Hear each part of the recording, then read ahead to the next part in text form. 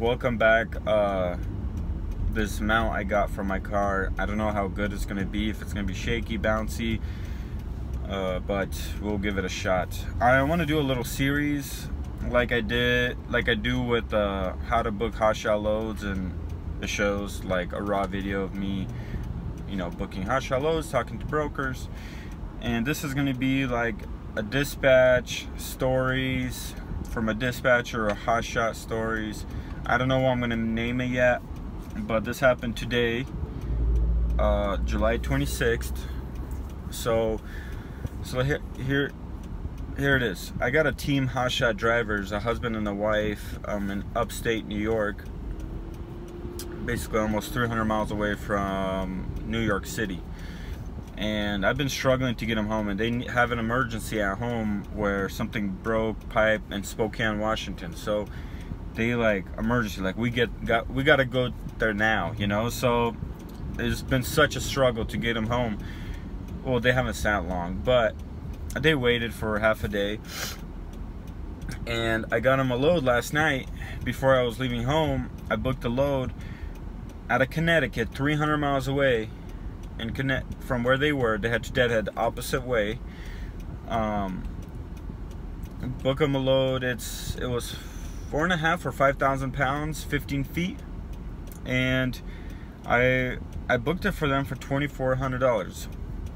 Don't quote me, but I believe it was $1 a mile or something like that. So it wasn't too bad. It was decent, especially that they need to get home, and dollar per mile, the rate per mile, isn't as important as getting them home. So I was getting something for them. They're not gonna make a ton of money, but it's it's gonna pay for the fuel, it'll pay. And so $1 a mile for half a trailer of a Hotshot, I was like, that's not bad. So overnight they deadhead 300 miles opposite direction to Connecticut, because I already sent them confirmation. The guy sent me a confirmation before I was leaving home, and I left home. And usually when I leave home, I try to completely disconnect from work.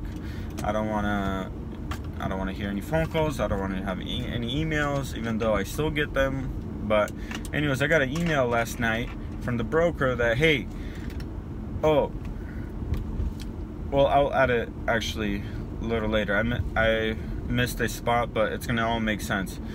And he emailed me, and he's like, hey, the customer canceled again, which the customer, I guess, canceled on before, which not I guess, he did cancel before. Sorry, I'm trying to make a raw video without any cuts, and my brain is all running around and trying not to forget any details, so bear with me.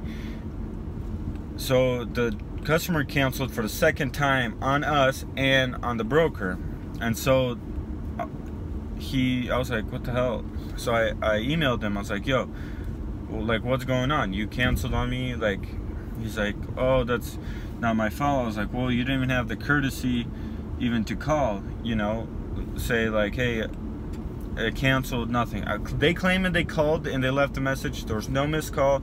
There was a message, but on my computer it didn't show what time it is. And I didn't want to get into detail. I didn't give a crap. They canceled on me. They didn't even call me, nothing. I didn't know about it. My driver in the morning deadheads, and I keep blowing in my driver's phone because I'm on the West Coast. It's 3 hours ahead there, so I'm like, they're probably loading or something. So I called them. Finally they got back to me, and they're like, hey, sorry, we just got loaded with the tractor. And I'm like, well, it kind of got canceled. And they're like, what do you mean? The customer called, the one that's with the tractor that's gonna come down from Canada to pick up the tractor in Spokane. He called us and asked if we're getting loaded, and she, well, it's a husband and a wife, and she said, that they got loaded, everything. And I was like, okay, that's weird.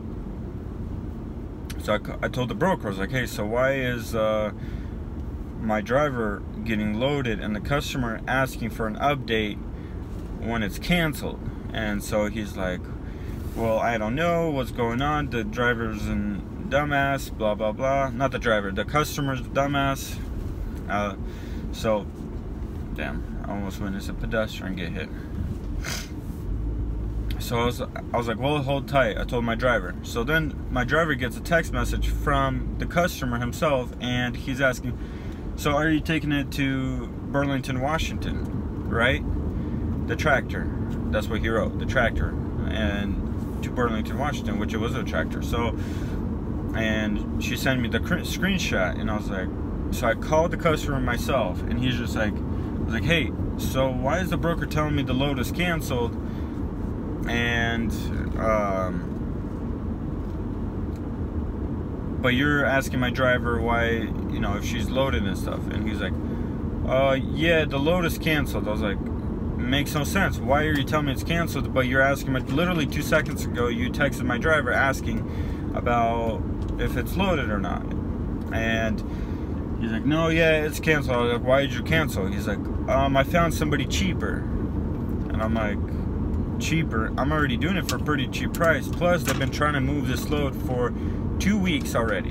They can't move this tractor for 2 weeks because there's not much freight. There are not much people, I guess, going straight to Spokane. So I was like, that's so weird. Like, you found somebody cheaper, whatever, you know. So I asked him how much cheaper. He told me $100 cheaper than what we're getting paid. So I was like, I was either curious. I was like, either it's the broker taking a bunch of money from him, or something's going on, or this guy has really screwed us over for $100. And that's customers for you. They'll screw anybody over. So the thing I forgot to tell you guys, I booked another partial for the same truck going to Seattle from the same area, also when I was leaving yesterday. So the guy's like, hey, I'm leaving work, the broker, and he's like, I'll send you the confirmation tomorrow. So I was like, all right, cool. So this whole thing happened. It took like an hour, and then this broker sends me a confirmation, and he's like, and I was like, look at it. I'm like, pickup is at the same location my driver was at. Oh, and by the way, I already told the driver to unload and leave that tractor. So we dropped that tractor and we left. This was like an hour later. And I was like, it's the same location and it's $100 less. I'm like, are you kidding me? So this broker, this customer literally went for $100. He didn't know it's the same he didn't know it's the same carrier company. But anyway, this guy, so we ended up, turned my driver around. I was like, go get loaded with that tractor. It came out pretty good because we got another load for $3,000 and another partial for $800. So, oh, and that broker added $100 more for us. He's like, because I know him and we worked with before. So he's like, you know what, here, add $100 more to the rate. So it was actually back to $2,400. But now we're taking it to Seattle, which sucks, but it's another 300 miles extra. But we got a partial, so $2,400, $3,000, and $800. You do the math. For, I think it came out to 2,600 miles. Not bad at all, considering that I was not looking for a rate per mile, but I was trying to get them home. So they will be home. They're gonna get home.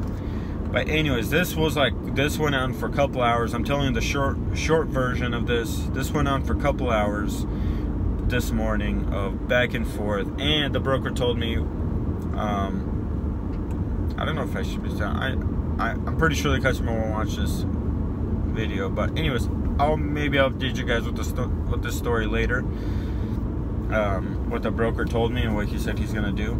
So, anyways. Other than that, that's the story. That's what customers do to you. And obviously the driver was mad at me because maybe they weren't completely mad at me, but maybe a little bit. Maybe they thought it was my fault, my mess up, but it wasn't my fault, was not my mess up. But that's what customers do to you. And sometimes it's not even customers. Sometimes it's brokers. They'll find somebody else $50 or $100 cheaper and they're going to jump right on it. And they screw you over for no good reason. So that was a story.